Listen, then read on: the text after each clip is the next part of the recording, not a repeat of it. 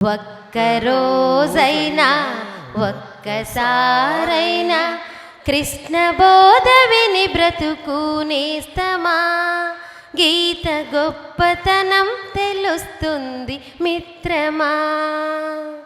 వర్గరహిత స్వర్గమిదే నేస్తమా. అచట మానవతే వెలసిల్లును మిత్రమా. కులమత ద్వేషాలు లేక పవిత్రంగా బ్రతకడం, దయాగుణం మనసు నిండా నింపుకుని మసలడం, భగవానికి సైతం నీ కరచాలనమివ్వడం, 10 మంది బాగు కొరకు ఆలోచన చేయడం. ఒక్కరోజైనా ఒక్కసారైనా కృష్ణ బోధ విని బ్రతుకు నేస్తమా.